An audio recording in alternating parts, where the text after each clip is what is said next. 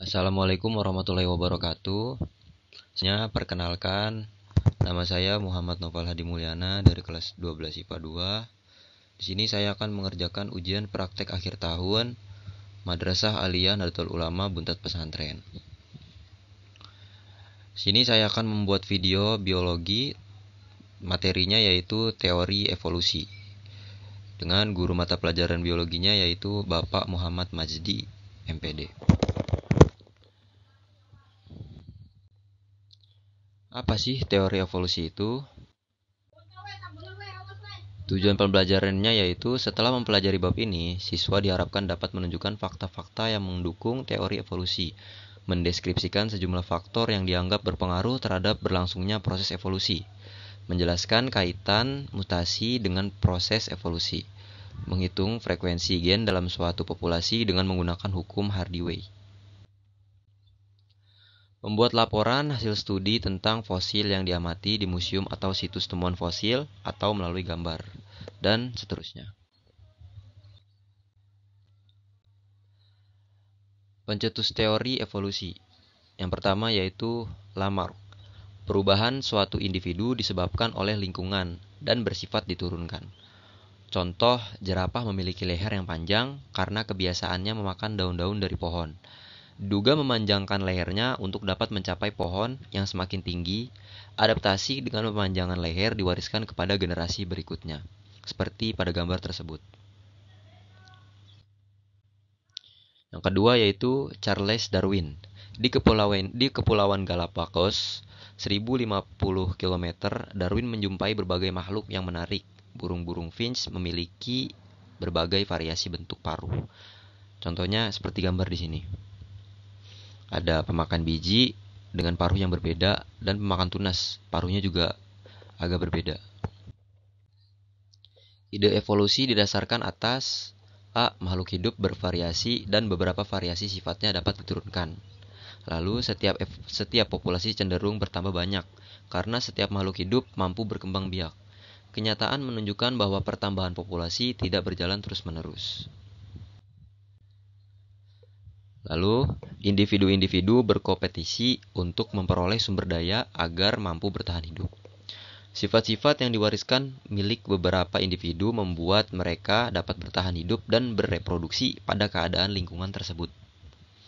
Akibat dari seleksi lingkungan tersebut, hanya individu yang adaptif terhadap lingkungan yang dapat hidup dan menurunkan sifat tersebut. Pokok-pokok pikiran teori Darwin dapat dilihat dari hasil pengamatan sehari-hari. Contohnya sebagai berikut. Adanya variasi individu dalam satu keturunan. Yang kedua, banyaknya polusi. Bertambah banyaknya populasi. Lalu yang ketiga, adanya perjuangan suatu spesies untuk bertahan hidup. Lalu yang keempat, adanya peristiwa seleksi alam. Charles Lyell, Principles of Geology, mengatakan bahwa bumi ini sudah sangat tua, sehingga memberikan waktu yang diperlukan bagi makhluk hidup untuk berevolusi. Dari tulisan Lyell, Darwin membuat kesimpulan. Kesimpulannya di bawah ini ya. Deretan fosil yang terdapat di batuan muda berbeda dengan deretan fosil pada batuan tua.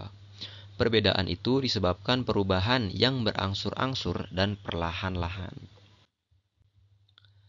Thomas Robert Malthus mempublikasikan karya yang menyatakan populasi bertambah sesuai deret ukur.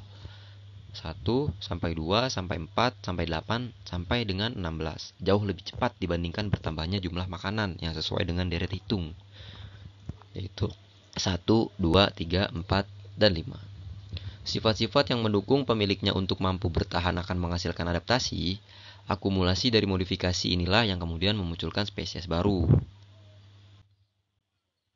Perkembangan jerapah menurut teori Darwin.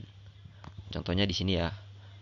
Pertama berkembang biak, lalu ada yang berleher panjang, dewasa, berkembang biak, dewasa. Jerapah leher panjang lebih sesuai dengan lingkungan. Setelah beberapa generasi akan lebih banyak jerapah berleher panjang. Contohnya seperti ini ya. 3. August Weismann. Sel-sel tubuh tidak dipengaruhi oleh lingkungan, membuktikan pendapatnya dengan mengawinkan 2 tikus yang dipotong ekornya. Hingga generasi ke-21, semua anak tikus yang dilahirkan dari keturunan kedua tikus dari berekor panjang, Weismann menyimpulkan, perubahan sel tubuh karena pengaruh lingkungan tidak akan diwariskan ke generasi berikutnya. Hal ini membuktikan bahwa teori evolusi Lamarck tidak benar. Evolusi adalah masalah pewarisan gen-gen, sel kelamin, atau evolusi adalah gejala seleksi terhadap faktor-faktor genetika. Faktor yang mempengaruhi evolusi, hukum-hukum Weinberg menyatakan frekuensi alel atau gen dalam populasi dapat tetap stabil dan tetap berada dalam keseimbangan dari satu generasi ke generasi dengan syarat. Yang pertama, jumlah populasi besar, perkawinan secara acak atau random. 3. Tidak terjadi mutasi maju atau balik. Yang keempat, tidak ada seleksi. Lalu yang kelima, tidak ada migrasi. Frekuensi gen adalah perbandingan antara suatu gen atau genotipe dengan gen atau genotipe yang lain di dalam suatu populasi. Andaikan frekuensi alel A P, frekuensi alel A I, maka kemungkinan kombinasi spermatozoa dan sel telur heterozigot seperti contoh rumus tersebut bisa dilihat. Nah, ini menghitung frekuensi gen kodominan. Contohnya ada di sini ya. Mungkin kurang lebihnya mohon maaf. Apabila ada salah kata mohon maaf. Wabillahi taufiq wal hidayah. Wassalamualaikum warahmatullahi wabarakatuh.